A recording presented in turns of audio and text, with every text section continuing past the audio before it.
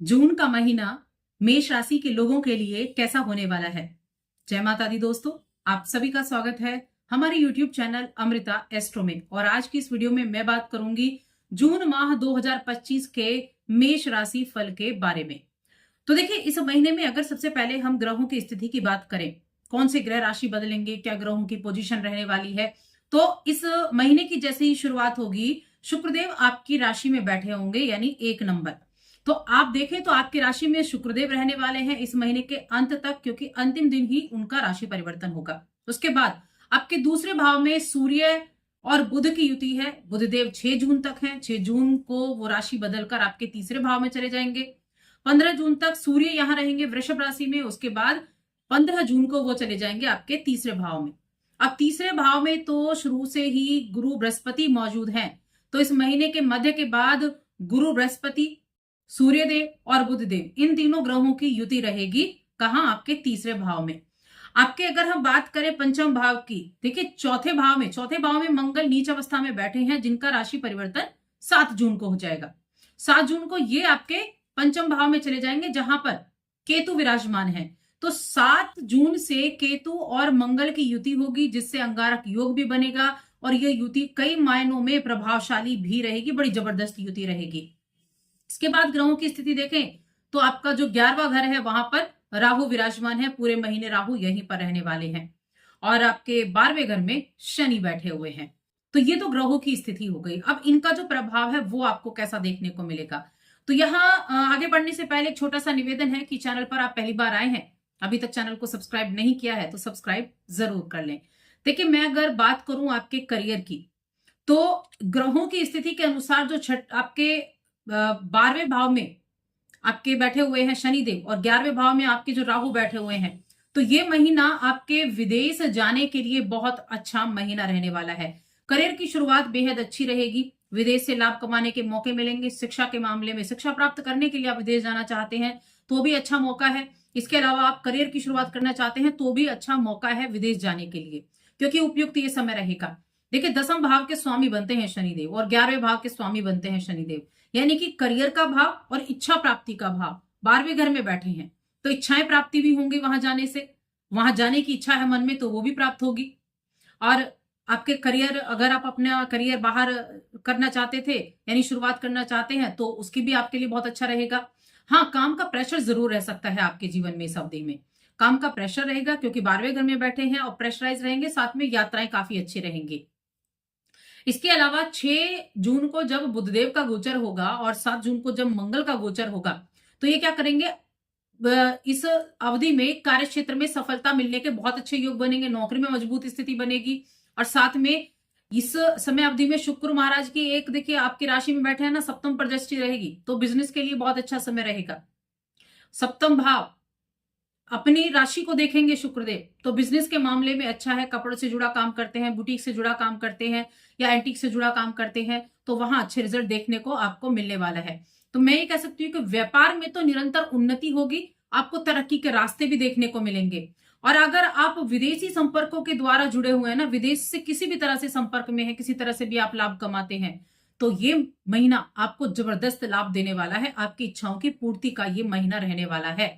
इस महीने में आपका कम्युनिकेशन बहुत अच्छा होगा, क्योंकि बुधदेव आपके तीसरे घर में जाएंगे, जो कि मिथुन की अपनी राशि है, बुध की अपनी राशि है। जब यहां जाएंगे तो कम्युनिकेशन बड़ा अच्छा होगा, संचार कौशल बड़ा अच्छा होगा। और इस फील्ड से जुड़े लोगों के लिए अच्छा रहेगा। फाइनेंस से जुड़े काम है आपके लिए तो अच्छा रहेगा। यात्राएं रहेंगी, ये यात्राओं का भी आपके लिए बड़ा अच्छा समय है। दूर की यात्रा, छोटी यात्रा, एक जगह से दूसरी जगह, एक स्टेट से दूसरे स्टेट, या एक देश से दूसरे देश, तो यात्राओं का प्रबल योग इस महीने में आपके लिए बना हुआ है। यात्राएं तो होने वाली हैं। अगर मैं आपकी फाइनेंशियल कंडीशन की बात करूं, तो देखिए आपके दूसरा घर है, जो वहां पर सूर्य बैठे हुए हैं मध्य माह तक, उसके बाद तीसरे में चले जाएंगे।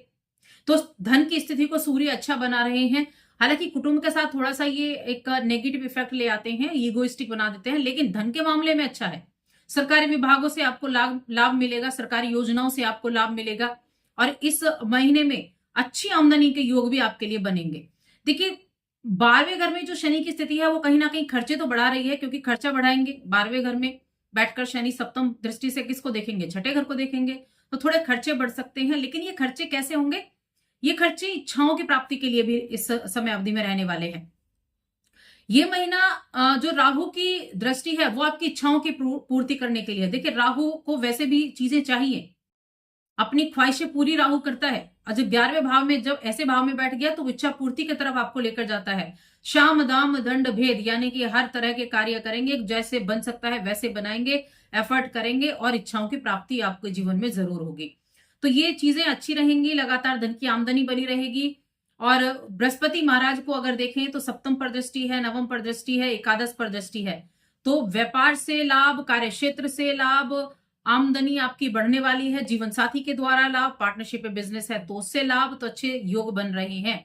और सबसे ज्यादा सरकारी क्षेत्र से अच्छे लाभ योग बन रहे हैं, लाभ के योग बन रहे हैं। सरकारी विभाग से, सरकारी योजनाओं से अगर आप ऐसे किसी काम से जुड़े हैं तो बहुत अच्छे रिजल्ट हैं। मंगल की अगर मैं बात करूं, पहले तो मंगल आपके चौथे भाव में होंगे 7 तारीख तक, उसके बाद चले जाएंगे आपके पंचम भाव में। 7 तारीख तक जब मंगल होंगे चौथे में, तो कहीं ना कहीं थोड़ा सा ध्यान रखना है। उसके बाद जब आपके पंचम में जाएंगे तब देखिए एकादश भाव को देखेंगे, जिससे लाभ की उम्मीदें और ज्यादा बढ़ जाएंगी, लाभ प्राप्ति के योग सबसे ज्यादा बनने लग जाएंगे। शेयर मार्केट में निवेश करने से पहले आपको 10 बार जरूर सोचना है। मंगल बैठे हैं, जल्दबाजी में काम नहीं करना है। राहु देख रहे हैं, शेयर मार्केट में इन्वेस्टमेंट करने का मन आपका बहुत करने वाला है इस समय अवधि में। केतु साथ में बैठे हुए हैं, संतान के थोड़ा चिड़चिड़ापन मन में रह सकता है, लेकिन संतान के अंदर एफर्ट बहुत होगा। एक बार होता है ना कि संतान के अंदर एनर्जी तो बहुत ज्यादा है और उस एनर्जी को कैसे वो निकाले ये नहीं समझ आ रहा है, तो उल्टे सीधे काम करना, यहाँ कूद फांद करना, हालांकि बच्चों का नेचर होता है, लेकिन जब एक्स्ट्रा एनर्जी आप देख लेते हैं तो समझ लीजिए कि उसकी एनर्जी बहुत हाई लेवल की हो चुकी है। ऐसे में उसको किसी ऐसी चीजों से लगाएं जहां उसकी एनर्जी अच्छे से निकल सके। ऐसे स्पोर्ट्स से आप जोड़ सकते हैं। थोड़ा चिड़चिड़ापन रहेगा मंगल केतु की युति से, लेकिन बुद्धिमानी का भी परिचय वो देंगे। अगर आप ऐसे किसी चीज से उसको जोड़ते हैं तो वहां उनकी बुद्धिमानी निकल कर आएगी, अच्छे से उस पर आप वो बच्चे फोकस कर पाएंगे, तो उस चीज का ध्यान रखना है। रिश्तों की मैं बात करूं तो रिश्तों के मामले में, प्रेम संबंध के मामले में थोड़ा सा ध्यान रखना है। केतु मंगल की युति 7 तारीख से रहेगी, राहु देख रहे होंगे, तो थोड़ी सी गलतफहमी एक दूसरे के प्रति हो सकती है। और पंचम के स्वामी तो दूसरे और तीसरे भाव में होंगे, क्योंकि सूर्य देव है, दूसरे भाव में बैठे होंगे और तीसरे भाव में बैठे होंगे, तो इसीलिए थोड़ा यहाँ रिश्तों को संभालने की कोशिश जरूर करनी है। मंगल शुक्र देव आपके राशि में बैठे हैं, सप्तम को देखेंगे तो वैवाहिक जीवन में फिर भी मैं कहूंगी ठीक ठाक स्थिति रहेगी। वैवाहिक जीवन को संभालने का कार्य आप करेंगे और गुरु बृहस्पति की भी दृष्टि रहेगी सप्तम पर, तो वैवाहिक जीवन के लिए ये महीना अच्छा है। विवाह के योग भी बनेंगे, प्रेम विवाह के योग भी बनने वाले हैं। रिश्तों में प्रेम बढ़ेगा, रिश्तों में अपनत्व बढ़ेगा, यानी कि बड़े फैमिलियर, एक दूसरे की इच्छाओं को जानने वाले, एक दूसरे की इच्छाओं को पूरा करने वाले, रिश्तों को मधुरता से निभाने वाले इस समय बनेंगे। पारिवारिक जीवन की बात करें तो मिले जुले समय दिखाई दे रहे हैं। मध्य माह तक थोड़ा मिला जुला रहेगा, थोड़ा ईगो की वजह से परिवार के बीच में थोड़ा बीच बीच में नोकझोंक की स्थिति बन सकती है, लेकिन उसके बाद से स्थितियां ठीक रहने वाली हैं। अब मैं बात करूंगी हेल्थ के बारे में। तो देखिए, हेल्थ की अगर देखी जाए तो अंगारक योग बनेगा पंचम में, तो पेट संबंधी कुछ दिक्कतें हो सकती हैं, तो पेट का ध्यान रखें। और साथ में कोई भी अगर इशू होता है तो उसको इग्नोर ना करें, पौष्टिक आहार लें और ध्यान रखें, बस यही चीजें हैं। बाकी चीजें जो है इतना बड़ा कोई इशू नहीं रहने वाला है। स्टूडेंट्स की मैं बात करूंगी। देखिए, स्टूडेंट्स के लिए अगर देखा जाए तो पंचम भाव जो है वो शिक्षा का भाव है, जहां पर केतु और मंगल की युति होगी। एफर्ट तो आप करेंगे, ज्ञानी भी आप रहेंगे, सोच विचार भी बहुत अच्छे से करेंगे, लेकिन उतावलापन रह सकता है, दूसरे कामों में भी मन लग सकता है, राहु की दृष्टि भी है, तो थोड़ा सा स्टूडेंट्स को इस समय अवधि में ध्यान देना होगा। यात्राएं ज्यादा करनी पड़ेंगी, मित्रों का सपोर्ट ज्यादा मिलेगा, मित्रों के साथ बेकार की यात्राएं भी कर सकते हैं।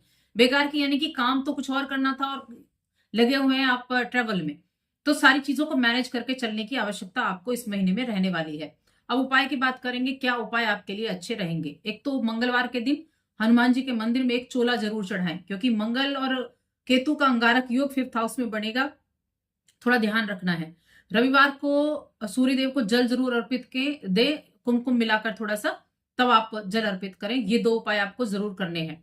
इन दोनों उपायों को करने से कहीं ना कहीं स्थितियां बेहतर रहेंगी। और साथ ही चैनल को सब्सक्राइब कर लें। जय माता दी।